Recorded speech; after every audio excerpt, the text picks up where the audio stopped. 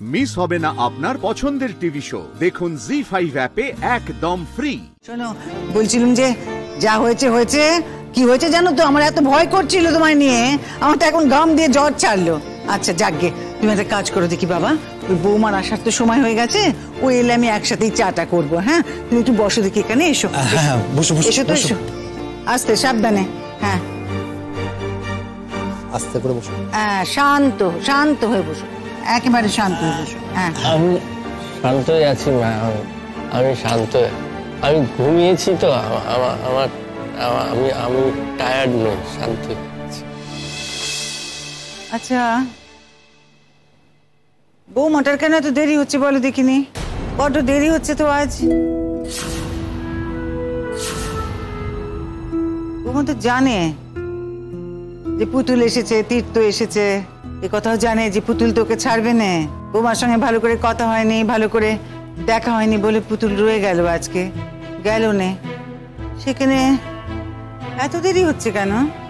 তাছাড়া জানো তো তীর্থ বাবা, আজকাল না আমার বৌমাকে নিয়ে একটু ভয়ও করে। সে কোন সকালে স্কুলে যায়, সারাটা দিন সেখানে পড়াশুনো করানো, তারপরে সেই সন্ধে হলে তাদেরকে দিয়ে রিহার্সেল করিয়ে তারপরে বাড়ি ফিরতে ফিরতে প্রত্যেক দিন কত রাত হয়ে যায় জানো। সেই তো একটুখানি খেয়ে যায় বলো দেখি। আর ওই আর একটা কথা, যে পথ দিয়ে বৌমা ফেরে না, সেই রাস্তাটা না রাতের বেলা ভালো নয়। হ্যাঁ গো, এই রাস্তা দিয়ে সচরাচর কেউ যাতায়াত করে না, কিন্তু এই সংক্ষেপে হবে বলে বৌমা হয়তো যাতায়াত করতে যায়। আমি না বলি ওকে, কতবার করে বলেছি জানো, বৌমা তুমি রিক্সায় করে এসো, রিক্সায় করে এসো, শোনে না গো। ওই খালি ভাবে হয়তো যে রিক্সায় করে আসলে আবার দুটো পয়সা খরচ হবে, তো তাই দুটো পয়সা বাঁচানোর জন্য হয়তো চলে আসবে মা, চলে আসবে। ও হয়তো আগের ট্রেনটা মিস করেছে, চলে আসবে। আমি বলি কি, এটা ফোন করি, কি বলো? না, রাস্তায় আছে, আর ফোন করে কি হবে? রাস্তায় আছে? উপরাগ, তুই জানলি কি করে যে রাস্তায় আছে সে? রাস্তাতেই তো থাকবে মা, এখন আর কোথায় থাকবে? স্কুল তো আর এখন নেই, ছুটি হয়ে গেছে, এখন তো রাস্তাতেই ফিরবে। এখন ব্যাগে ফোন থাকে, তুমি ফোন করলে ও অসুবিধা হবে মা, এখন ফোন করে কি লাভ? ও এসে যাবে মা, তুমি চিন্তা করো না। উপরাগ বলি, 8:30 তো বাজলো, কি তীর্থ? হ্যাঁ মা, তাই তো 8:30। তুমি ও এলে আজকে বলে দেবে ও যেন আগের ট্রেনটাই ধরে। আমিও বলে দেবো স্টেশন থেকে যেন রিক্সা করে আসে, না হলে আমাদের চিন্তা হবে। সত্যি তো, শরীরের উপর এতটা ধকল নেওয়াটা কিন্তু ঠিক না। তাছাড়া এমন তো নয় যে ও আজকে স্কুলে যাচ্ছে, কালকে আর যাবে না। তাইলি বলো, শুধু তাই নয় গো বাবা, কি করে জানো, এই যে স্কুল থেকে ফিরবে সে, তারপরে আমাদের কিচ্ছুটি করতে দেবে না, আমাকে কিচ্ছুটি সে করতে দেবে না। ওই আসবে, হাত পা ধোবে, খাবার দাবার গরম করবে, সবাইকে খেতে দেবে, পরাগকে খাওয়াবে, তাকে দেখাশুনো করবে, সব কাজ নিজে হাতে করে তারপরে শুতে যাবে। তারপর তো আবার সেই ভোরবেলা উঠে রান্না বান্না করে দৌড়নো। নেহাত ছেলে মানুষ, নেহাত বয়স অল্প, এই শরীরে এত ধকল কি সয় বলো দেখি? শরীর বলে একটা বস্তু তো আছে। না আমি বলবো আজকে আসুক, আজকে ফিরে আসুক সে, আমি বলবো যে বৌমা তুমি রিক্সা করে ছাড়া আসবে না, বলবো। দাঁড়া,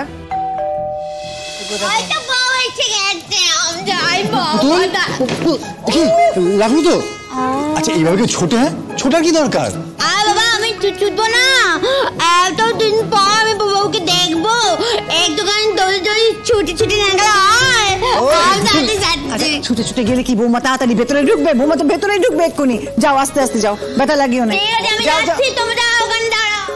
আচ্ছা দাঁড়িয়ে আছি। পরাগ,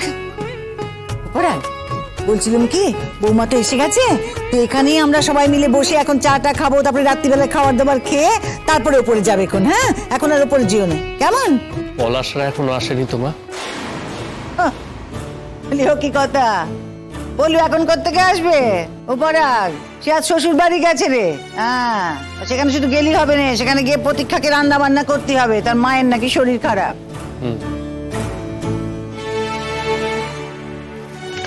তো এত দেরি হলো।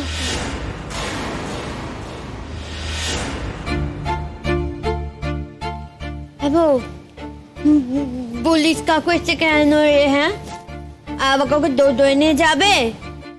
না পুতুল দি, উনি আসলে আমাকে নামাতে এসেছেন, কাউকে ধরে নিয়ে যাবেন না।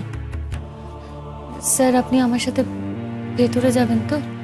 হ্যাঁ, বাড়ি থেকে যে ইনফরমেশনটা দরকার ছিল সেটা জানতে হবে। বৌমা কি হয়েছে গো?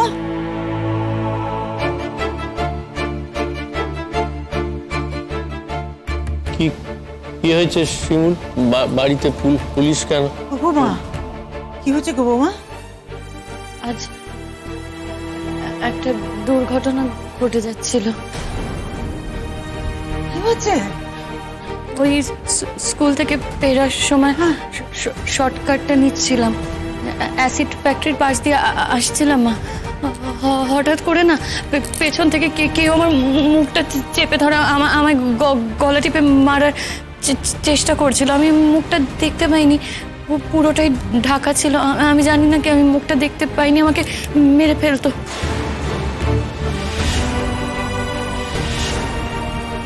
কি কথা? তারপর